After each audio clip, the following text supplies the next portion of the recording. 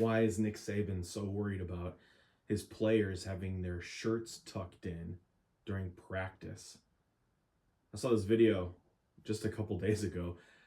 Now retired Alabama coach Nick Saban, with all his success, barking at players at the beginning of practice because the t-shirts they were wearing under their practice jerseys weren't tucked in.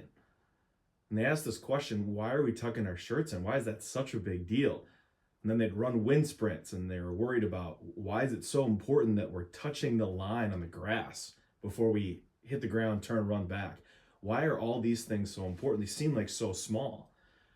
You know, the answer to that question is the same answer to the question, why in the world, in Numbers chapter 2, does God spend an entire chapter of the Bible telling the Israelites how they're supposed to camp? I mean, it's verse after verse of, this tribe, you guys go first, and you're on the east side, and this is your tribe, and these are your people, and then after that, this tribe is next to them, and then this one, and then this thing.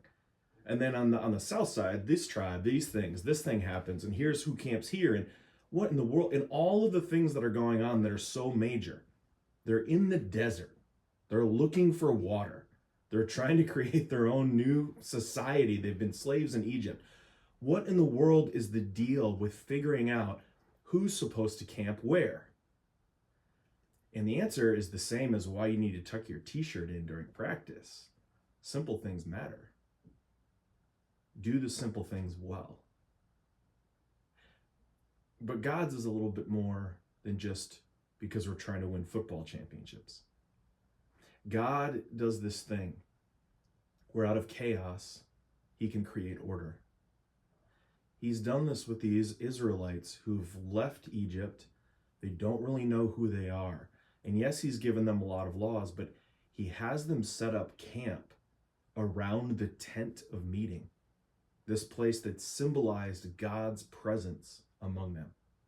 And so the last thing they do after walking in the wilderness for the day, as they're setting up their tents and their camp, they order it around God.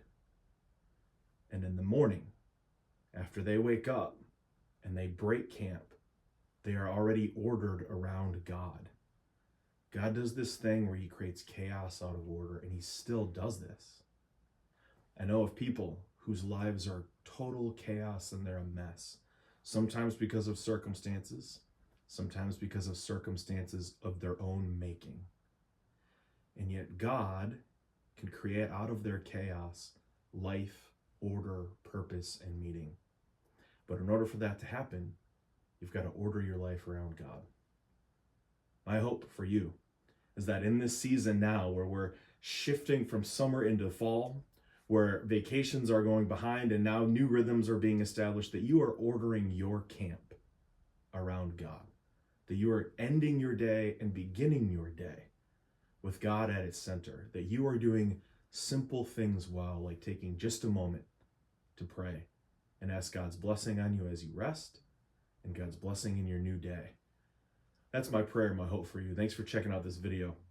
Until we see each other again, God's peace to you.